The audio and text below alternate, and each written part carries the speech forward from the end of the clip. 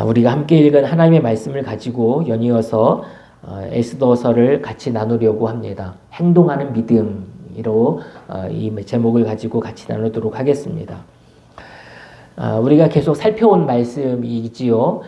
에스더서를 우리가 함께 보고 있는데 에스더가 지난주에 보면 죽으면 죽겠다라고 하는 결연한 죽음의 각오, 의지를 가지고 왕 앞에 나아가 신원하고 탄원하고 자신의 결의와 민족을 위하여 나설 것을, 행동할 것을 내비쳤습니다. 그리고 3일 동안 식음을 전폐하며 금식할 것을 요청하고 자신을 위해 기도해 달라고 요청했던 에스더가 드디어 이제 왕 앞으로 나아가게 됩니다. 오늘 말씀 1절에 보니까 금식한 지 사흘째 되는 날에 금식이 마치고 3일째 되는 날 망설임 없이 주저함 없이 에스더는 왕 앞에 예복을 입고 나아가게 됩니다. 그런데 사실은 에스더가 이렇게 왕을 만나러 가는 것 자체가 사실은 법을 어기는 금지되어져 있는 금령을 깨는 일 아닙니까? 행동 아닙니까? 왕이 부르지도 않았는데 앞으로 나아가는 것은 왕을 위협하는, 왕을 위해할 수 있는 위협, 그것이 왕후라 할지라도 이기 때문에 법으로 금지해 놓은 것입니다.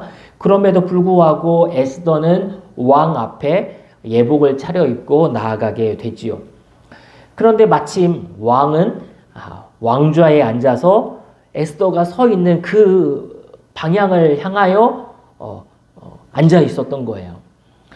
이런 우연이 어디 있을까요? 이런 드라마틱한 연출이 어디 있겠습니까? 에스더가 왕 앞에 나아갔는데 왕은 마침 그 의자에 앉아서 에스더가 서 있는 그 자리를 마주보고 있었던 거죠. 뭐 에스더가 의도했는지는 모르겠지만 아무튼 그런 장면이 연출되게 됩니다. 이것이 만약에 드라마로 연출이 된다면 어떤 자막이 이렇게 흘러나오게 될까요? 다음 주에 계속 이어집니다. 다음 주를 기대해 주세요. 제가 그래서 드라마를 싫어하는 이유가 한번 보기 시작하면 끝을 보지 않고 계속 궁금증을, 계속 이렇게 호기심을 유발해서 다음 주를 기다리게 만들고 다음 주까지 기다려야 되는 그 긴 시간을 고통스럽게 만드는 이 드라마의 어떤 모습들이 아마 이게 펼쳐지지 않을까. 이 장면을 우리는 결론을 다 알고 있기 때문에 에스더의 이 진행되는 과정들이, 이야기의 스토리 진행 과정이 뭐 이게 흥미롭거나 되게 궁금하거나 그렇진 않지만 이 에스더를 처음 접하는 독자들이라면 과연 에스더의 운명은 어떻게 될 것인가? 제국의 법, 왕조차도 번복할 수 없는 제국의 그 법에 앞에 도전하고 있는 이 에스더의 운명은 어떻게 될 것인가? 과연 궁금하고 흥미진진하고 아주 기대가 찬 장면이 펼쳐지고 있는 거죠. 그렇게 에스더와 왕은 우연히 만나게 됩니다. 사실 에스더가 3일을 금식을 했어요. 지난주에도 잠깐 이야기했지만 여러분 하루만 음식을 끊어도 허기가 지고 정말 배고파서 막 모든 음식들이 머릿속에 떠오르지 않습니까?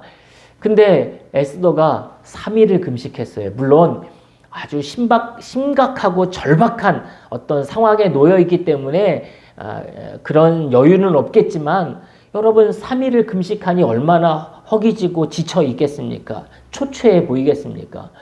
그런 상태에서 에스더는 비장한 각오를 가지고 왕 앞에 섰습니다.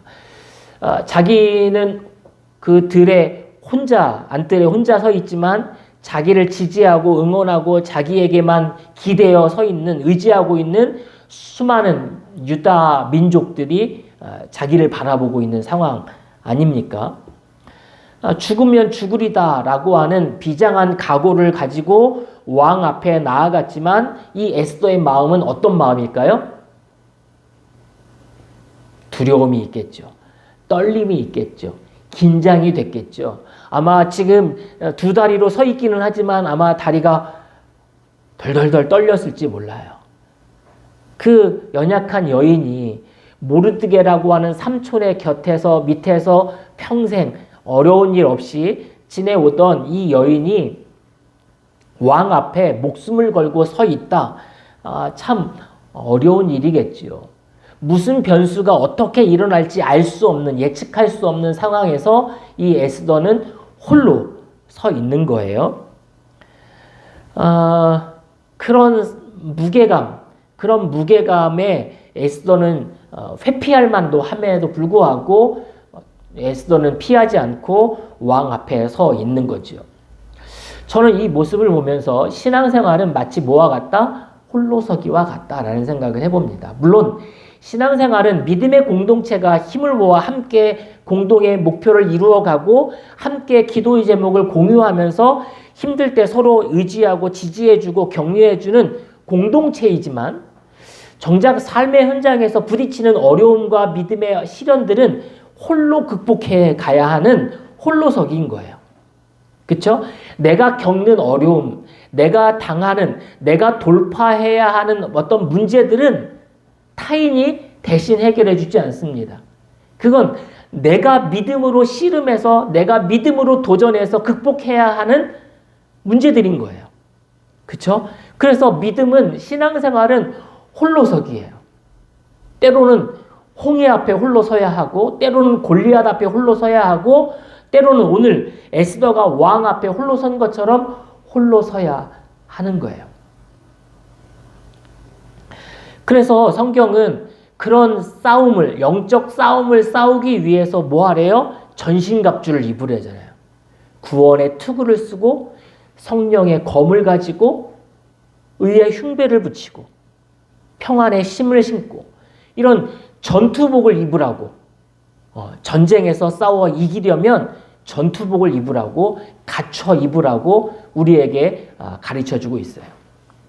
그 전투를 승리하기 위해서 다른 사람들과 연대하고 힘을 합치고 어떤 조직을 만들고 어떤 그룹을 만들어서 으쌰으쌰 해라 이렇게 말한 적이 없어요.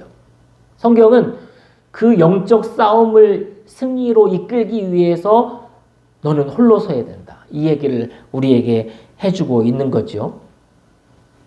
그래서 오늘 에스더가 왕 앞에 나아가면서 예복을 갖추어 입었어요. 우리나라도 전통적으로 왕후가 입는 그 전통 복장은 어때요? 굉장히 화려하겠죠. 굉장히 무겁고 막 치렁치렁거리는 어떤 그런 금붙이, 은붙이, 반짝이는 어떤 그 보석들을 달고 옷을 화려하게 꾸밀 거예요. 물론 왕후 에스더가 왕에게 나아갈 때 파자마 바람으로 나아가거나 추리닝 바람으로 나아가면 그렇지 않아도 3일 금식했는데 왕에게 어떤 은혜를 입어야 되는데 그런 복장으로 화장도 안 하고 나가지는 않았을 거예요. 그죠? 그런 의미에서 화장도 하고 예복도 갖춰 입었겠지만 오늘 에스더가 입은 그 예복은 뭐겠어요? 전투복인 거죠. 전장에 나아가는 여전사가 입은 전투복을 입고 지금 그 안뜰에 서 있는 겁니다. 우리는 살아가면서 그런 전투복을 갖추어 입어야 돼요.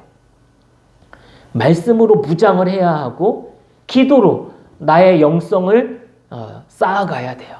훈련시켜야 돼요. 그러지 않으면 우리의 믿음은 백전백패인 거죠. 이런 평생에 싸워야 하는 이 영적 전투에서 홀로서기에서 승리할 수 있는 우리 모두가 되시기를 진심으로 주님의 이름으로 축복을 드립니다. 평생의 든든한 후원자였던 모르드게의 도움 없이 거대 제국에 바꿀 수 없는, 변개할 수 없는 그 법과 마주해야 하는 이 에스더의 무게, 그 삶의 무게, 굉장히 어려웠을 것인데, 우리가 살아가는 삶의 현장에서도 그런 크고 작은 파도들은 항상 우리에게 부딪혀 올 거예요. 상대할 수 없는 거인을 맞닥뜨려야만 할 것이고, 다니엘과 세 친구가 부딪혔던 그 사자굴과 풀무불을 우리는 경험해야 할 것입니다. 그런 상황에서 에스더처럼 의연하게 또 결연한 자세를 가지고 그 왕의 뜰 앞에 홀로 서 있는 에스더의 그 모습, 한 연약한 여인이 의지할 데도 없이 초라한 모습으로 서 있는 게 아니라 비장함을 가지고 이 전쟁은 반드시 이기리라 라고 하는 각오를 가지고 서 있는 그 여전사의 모습, 그런 모습으로 우리는 살아가야 하는 거지요. 그렇게 우리에게 다가오는 영적 전쟁을 싸워 이기는, 승리하는 우리 모두가 되시기를 주님의 이름으로 축복을 드립니다. 말씀을 드렸듯이 에스더는 상당히 변수가 많은 거예요. 그렇죠? 예상한 대로 왕의 법을 어겼기 때문에, 제국의 법을 어겼기 때문에 비록 왕후라 할지라도 그 자리에서 위협을 당하고 생명을 빼앗길 수 있는 위기 상황에 놓여져 있는 거죠. 우리가 앞서서 봤던 이야기 중에 하나가 뭐냐면, 사실 왕은 두 번째 잔치에서 왕후, 첫 번째 왕후가 누구였죠? 와스디를 초청했잖아요. 근데 와스디가 어떤 이유에서인지 왕의 초대를 거부했어요. 그렇죠? 어떻게 됐죠? 결론이 뭐였죠? 왕후의 자리에서 폐위당했어요. 그죠? 변명할 여지도 없이 폐위당했어요. 근데 오늘 에스더는 왕이 초대하지도 않았는데 왕 앞에 나아가요. 이것도 앞서 와스디가 범한 법과 다르지 않은 법을 어기고 있는 거거든요. 그러니 에스더는 참 어려운 상황에 놓여져 있는 거죠. 그럼에도 불구하고 놀라운 반전이 일어나게 됩니다.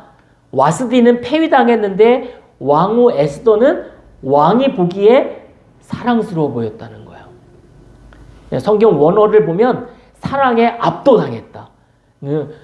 여러분 생각해 보세요. 3일을 금식했어요. 비록 화장을 하고 예복을 갖추어 입었다 할지라도 이 왕이 눈이 좀 시력이 안 좋은지 그 멀리에 있는 왕후 에스더를 봤을 때 너무나도 사랑스러워 보였다는 거예요. 반전의 드라마인 거죠.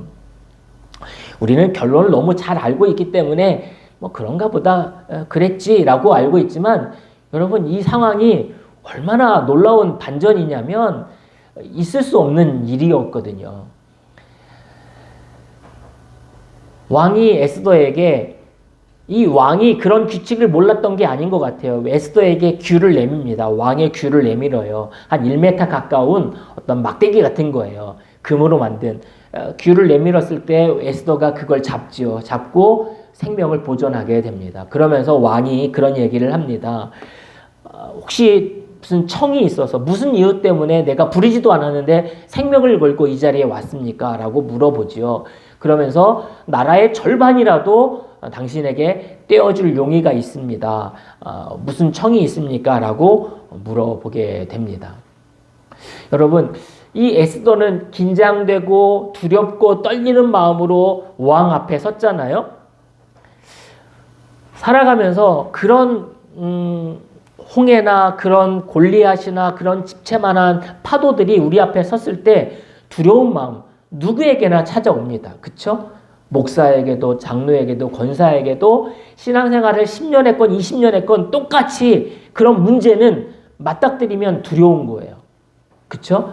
그런데 맞서 싸우려고 다짐을 하면 그 두려움의 대상은 더 이상 두려움의 대상이 되지 않아요. 종이 호랑이 밖에 되지 않는다는 거죠. 성경은 그래서 우리에게 이런 가르침을 주고 있습니다. 우리를 파괴시키려고 하고 우리 영혼을 무너뜨리려고 하는 악의 세력이 우리를 도전해 올 때 어떻게 하라? 잠깐 숨어라. 잠깐 피해라. 라고 말하지 않아요. 뭐래요? 다 같이 한번 읽어봅시다. 마귀를 대적하라. 그리하면 너희를 피하리라. 피하라는 게 아니라 마귀가 우리를 피해서 도망간다는 거예요. 맞서 싸우라는 거예요. 도전적인 신앙의 영적 싸움을 싸우라고 우리에게 가르쳐주고 있죠. 여러분, 우리를 위협하는 그 여러 가지 것들이 있지 않습니까? 피해 도망가면 해결되지 않아요. 맞서 싸우는 거예요.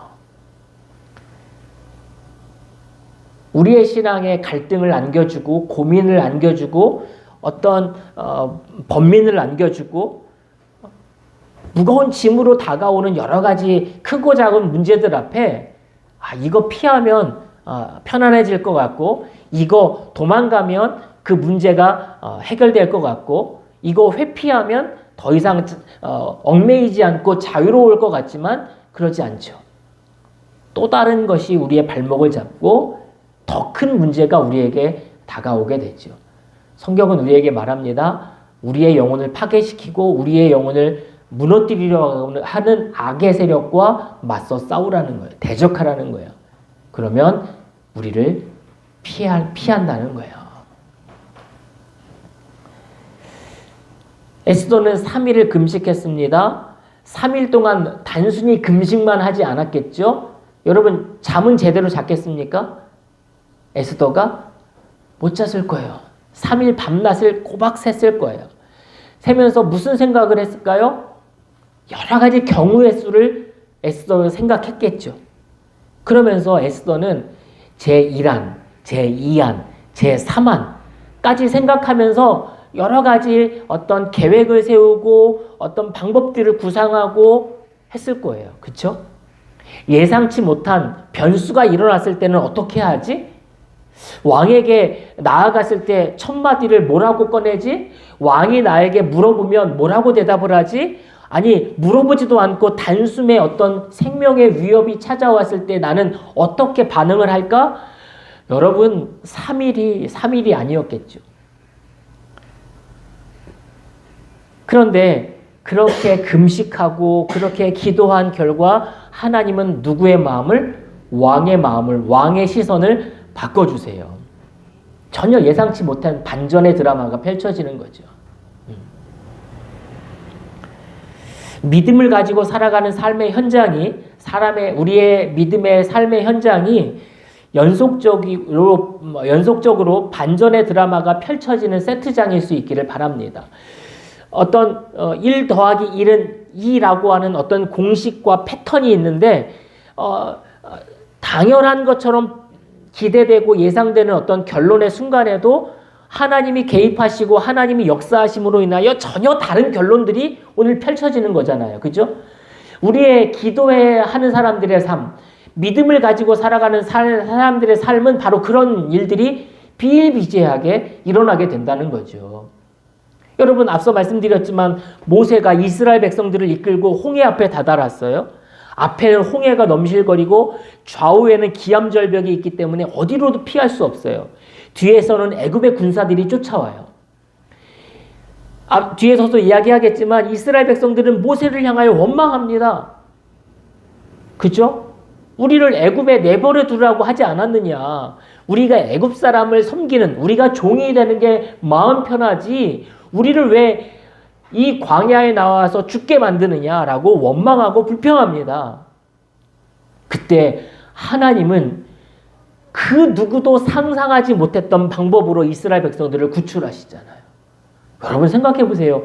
홍해가 갈라질 거를 누가 예상했겠습니까? 우리야 홍해 사건을 이미 몇 번이나 들었고 몇 번이나 읽었기 때문에 홍해가 갈라지는 것쯤이야 뭐 어려운 일이 아니고 특별한 일이 아닌 것처럼 느껴지지만 그 당시 그 현장에 있었던 사람들에게 홍해가 갈라질 것은 정말 가히 상상할 수 없는 여러분 그 뭐라 그러죠? SF 영화는 저리 가라인 거죠. 그죠?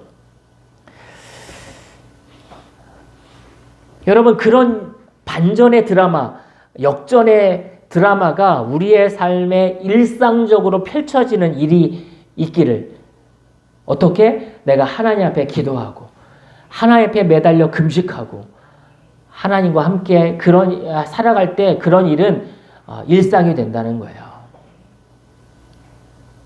그런데 반대로 생각해 보세요. 내가 믿음으로 반응하지 않으면 전혀 그런 역사가 내 삶에 펼쳐지지 않겠죠. 일어나지 않는 거예요. 아니, 내가 기도하지 않는데 어떤 기도의 열매를 기대할 수 있겠습니까? 내가 어떤 믿음으로 반응하지 않는데 어떤 믿음으로 반응했을 때 펼쳐질 수 있는 어떤 결과물들을 내가 기대할 수 있겠습니까? 모세가 지팡이를 들어 반석을 내리치니까 반석에서 바위에서 물이 나왔어요. 하나님이 반석을 명하여 물을 내라고 했을 때 왜 반석이었을까라는 생각을 해봐요. 여러분, 땅을 내리치라고 했으면 아마 땅에서 지하수가 터질 수 있는 개연성이 있을 수도 있잖아요. 그걸 미연에 방지하는 것일까요? 하나님은 땅이 아니라 바위를 내리치래요. 여러분, 바위를 내리치면 보석이 나올 수는 있겠지만, 그죠? 물이 나올 수 있을까요?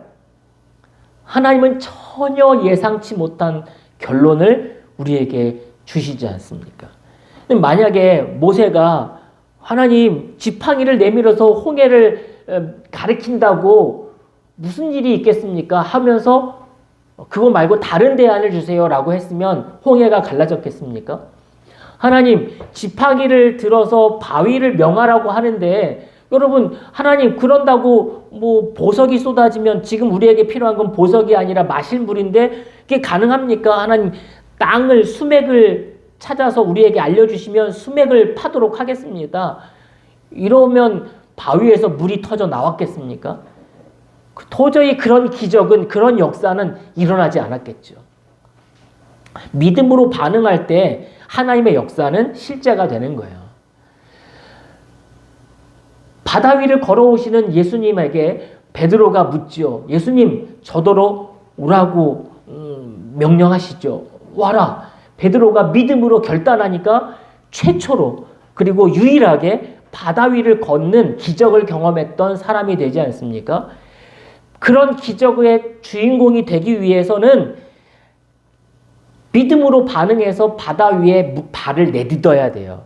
그런 내디딤 없이 바다 위를 걷고 싶은 기적은 그냥 바램으로 끝나는 것이고 소원으로 끝나는 것이죠.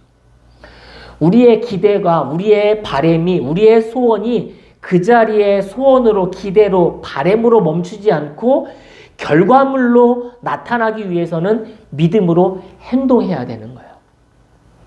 오늘 에스더는 믿음으로 행동하고 있는 거죠. 부두에 묶어둔 배는 안전할 수 있어요. 그렇죠? 그러나 풍랑을 헤치고 비바람을 뚫고 배를 항해해서 목적지에 다다를 수 있는 그런 멋진 항해는 과감하게 부두에 묶어둔 그 밧줄을 풀고 앞으로 나아가야 하는 거죠.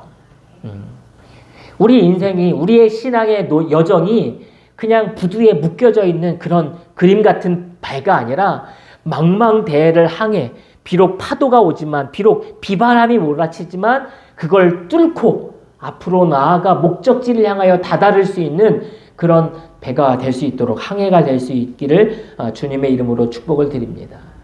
반석에서 물이 터져 나오고 홍해가 갈라지고 만나와 메추라기가 떨어지고 불과 구름 기둥으로 인도함을 받고 여리고성이 눈앞에서 무너지는 그런 기적들, 내 눈앞에서 물이 포도주가 되고 오병이어의 기적, 물고기 2마리와 보리떡 5개로 5,000명을 먹이는 그런 역사의 주인공이 되기 위해서는 믿음으로 반응해야 돼요. 제가 지금 드렸던 모든 말씀의 그 중심에는 믿음으로 반응했던 사람들의 행동이 등장하고 있어요. 그렇죠? 가만히 있는데 하나님이 그런 믿음의 어떤 결과물들을 주시지는 않는다는 거죠.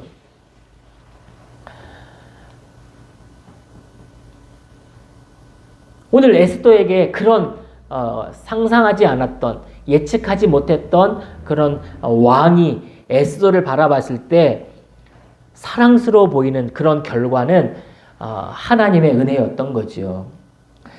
그래서 왕이 묻죠. 도저히 이해할 수 없는데 나에게 찾아온 이유가 뭡니까? 청을 말해 보시지요. 그때 에스더가 잔치를 베풀 테니 내일 하만과 같이 잔치에 참석하시지요. 그래서 왕이 긴급하게 하만을 불러들이고 하만과 함께 왕후 에스더가 마련한 잔치에 참여하게 됩니다. 그리고 술을 마신 왕은 또다시 에스더에게 묻습니다. 나를 이 잔치에 초대한 이유가 뭡니까? 당신의 소원이라면 나라의 절반까지라도 떼어주겠습니다. 이건 진짜가 아니라 어떤 상투적인 표현이겠죠. 그런 어떤 그 관용적인 표현일 겁니다. 아무튼 그렇게 호의를 베풀고 그렇게 청이 무엇인지 들어주겠다라고 하는 왕에게 에스더는, 여러분 한번 생각해 보세요. 기회가 왔다. 이건 정말 하나님이 주신 기회야. 내가 기도하고 내가 금식하니까 나를 위해서 유다 백성들이 정말 3일 동안 금식한 보람이 있네. 당장 에스더가 왕에게 왕이시여, 우리 민족이 이런 위기에 놓여져 있습니다. 저 사람 하만이라는 사람이 나쁜 계략을 싸가지고 왕을 속이고 우리 민족을 괴롭히려고 합니다. 죽이려고 합니다. 이렇게 당장에 말하고 문제를 해결할 수도 있잖아요. 여러분 그래야 되는 거 아니에요? 이거 여러분 기도하다 보면 야, 드디어 하나님이 우리에게 기회를 주셨구나. 이 기회를 잡고 이 기회를 놓치지 않기 위해서 당장에라도 그 기회를 활용하는 이게 당연한데도 불구하고 에스더는 뭐가 그렇게 여유로운지, 어쩜 그렇게 차분하게 대처하는지 내일 잔치에 참석하시면 좋겠습니다. 오늘 참석하셨으니까 한 번 더 내일 2번의 잔치를, 여러분 에스더서에서 잔치가 지금 2번의 잔치의 종말에 무슨 일이 있었죠? 와스디가 폐위당하는, 그리고 나라가 발칵 뒤집히는, 왕후가 폐위당하고 새로운 왕후를 뽑아야 되는 어떤 그런 그 위기 상황이 도래하지 않습니까? 그죠? 앞서 잔치에서. 근데 에스더가 의도적으로 지금 몇 번의 잔치를 베풀고 있어요? 2번의 잔치를 만들고 있어요. 이 왕이 갑자기 별안간 그 먼저 번의 일이 떠오를 수 있는, 상기할 수 있는 위험성이 있는 일이지 않습니까? 그럼에도 불구하고 에스더는 당장의 문제 해결에 나서지 않고 상황을 지연시키고 어떤 여유롭게 어떤 계획을 세웠다는 듯이 이렇게 2번의 잔치를 만들겠다, 왕을 초대하겠다, 그때 이야기하겠다, 이렇게 얘기를 해요. 모르겠어요. 에스더가 3일 동안 금식하면서 짜놓았던, 계획했던 시나리오인지는 모르겠으나 에스더는 지금 조급하지 않아요. 상당히 여유로워요. 믿는 자만이 가질 수 있는, 부릴 수 있는 여유를 어떤 에스더가 지금 보여주고 있는 거죠. 그러면서 지금 왕은 조급해 있어요. 왕은 도대체 뭐가 소원이 뭐길래 나에게 이렇게 생명을 걸고 왔는지 궁금해 죽겠어요. 근데 에스더는 차분하게 자기만의 스텝을 밟고 있는 거죠. 이게 기도하는 자의 여유고 믿음을 소유한 자의 넉넉함인 거죠. 그러니까 에스더는 금식만 한 게 아니라 금식하면서 철저하게 준비하고 기도하면서 계획을 세웠던 모습을 우리는 알 수 있음을 보게 됩니다. 급할수록 돌아가라라는 말처럼 에스더는 왕 앞에 조급하지 않아요. 다급하지 않아요. 앞서 말씀드린 것처럼 이스라엘 백성들은 홍해 앞에서 모세에게 정말 조급해요. 다급하게 말해요. 성경에 보니까 이스라엘 백성들이 홍해 앞에서 하나님 앞에 부르짖으면서 동시에 모세를 향하여 원망해요. 여러분 이게 뭐죠? 이중적인 거죠. 하나님 앞에 원망하면서도 또 모세에게 불평해요. 하나님의 이름을 부르지 않으면 차라리 나을 텐데 하나님을 부르면서도 하나님을 찾으면서도 여전히 불평하고 원망하고 있어요. 그러면서 다급하게 이렇게 얘기하죠. 애굽에 매장지가 없어서 이 광야에서 죽게 하느냐? 우리를 내버려 두려 하지 않았느냐? 애굽 사람을 섬길 것이라 하지 않았느냐? 우리를 왜 광야에서 죽게 하느냐? 라고 하면서 원망하고 불평하고 모세와 하나님에게 책임을 전가하고 있는 모습을 보죠. 그때 모세가 이스라엘 백성들에게 이렇게 이야기합니다. 누구보다도 침착하게 백성들을 안정시키면서 모세가 이런 얘기를 하는데요. 너희는 두려워하지 말고 가만히 서서, 두려워하지 마, 가만히 서서 여호와께서 오늘 너희를 위하여 행하시는 구원을 보라. 모세에게 하나님이 힌트를 줬을까요?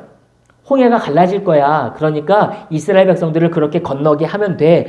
모세도 여전히 아직 모르는 상황이에요. 하나님의 계획이 뭔지 몰라요. 그런 와중에 모세는 지금 백성들을 안정시키면서 침착하라고, 요동하지 말라고 안정을 시키며 그러면서 하는 말이 여호와께서 너희를 위하여 싸우시리니 너희는 가만히 있을지어다. 여러분, 믿음이 없는 사람은 호들갑을 떨어요. 그죠? 조급해져요. 뭔가 빨리 이 행동을 해서 문제를 해결해야 될 것 같은 조바심이 있어요. 근데 믿음이 있는 사람은 조급하지 않죠. 요들갑을 떨지 않아요. 모세가 하는 말이 가만히 서서 가만히 있을지어다. 믿는 사람은 가만히 있는 거예요. 가만히. 두려움이 없죠. 그래서 결론적으로 말씀드리면 믿음은 이념이나 철학이 아니에요. 믿음은 행동하는 거예요. 믿음으로 반응하고 믿음으로 행동하는 것. 에스더가 믿음이 있었기 때문에 왕 앞에 나아갔고 하나님을 향한 철저한 믿음이 있었기 때문에 오늘 행동하고 있는 모습을 보게 됩니다.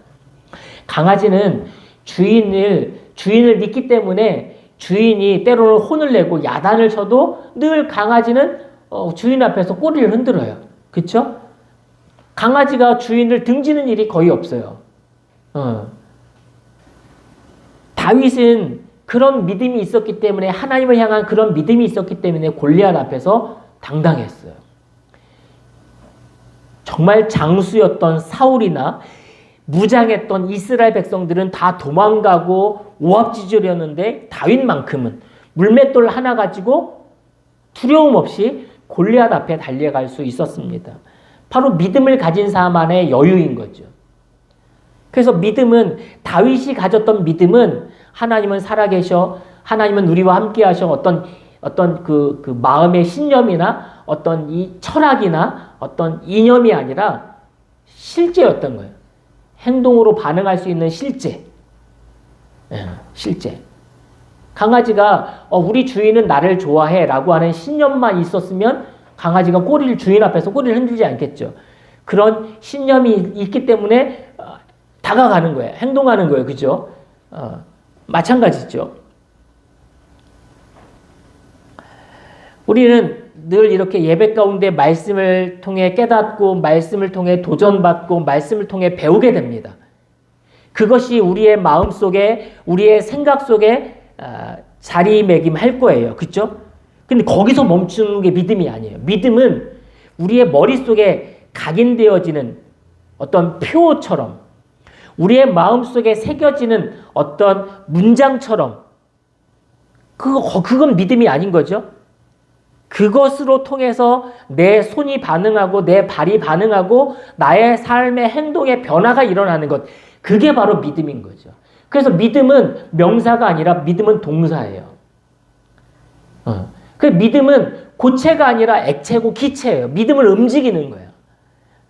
믿음은 그냥 조형물이 아니라 믿음은 유기체적으로 살아 움직이는 거라는 거죠. 에스더는 오늘 그런 믿음이 있었기 때문에 왕 앞에 나아갔고 행동했어요. 행동하는 믿음으로 살아가는 그리스도인. 그냥 믿음이 우리 마음의 항아리 안에 담겨져 있는, 고이고이 모셔져 있는, 그 믿음은 있지만 전혀 행동하지 않는, 믿음으로 반응하지 않는 그런 믿음이 아니라, 우리 안에 믿음이 있으면 그 믿음이 나를 움직이게 만들고 나를 행동하게 만들고 나를 앞으로 나아가게 만드는 그런 믿음. 배터리가 있으면 그 배터리에 영향을 받아서 기계가 작동을 하지 않습니까? 그런데 그 배터리에 플러스 마이너스 그게 덮개를 씌워놨어요. 그러면 아무리 그 배터리가 충전이 되어 있어도 그 배터리 때문에 기계는 작동하지 않는 거죠. 우리의 믿음은 마치 그런 것 같아요. 우리 안에 그런 믿음이 있을 때 그 믿음은 당연히 우리로 하여금 작동하게 만드는 영적 에너지가 있는 거예요. 그런데 그 믿음을 고이 보자기에 싸매서 상자 안에 담아서 우리 안에 담아만 둔다? 그건 진짜 믿음이 아닌 거죠. 죽은 믿음인 거죠. 실제하는 믿음, 행동하는 믿음은 우리로 하여금 액션을 취하게 만드는 거죠. 말씀드렸듯이 여러 가지 고난이 감당할 수 없는 벅찬 문제들이 해결해야만 하는 힘든 상황들이 에스더처럼 우리 안에 맞닥뜨릴 수 있어요. 그때 에스더처럼 두렵고 떨리지만 홀로서기 해가는 거예요. 믿음으로 반응하는 거예요. 행동하는 거예요. 그럴 때 우리의 믿음의 반응에 손이 서로 마주쳤을 때 소리가 나듯이 믿음으로 반응할 때 하나님의 역사는 실제가 될 줄로 믿습니다. 그런 하나님의 역사의 실제의 주인공이 되는 우리 모두가 되시기를 주님의 이름으로 축복을 드립니다. 기도하겠습니다.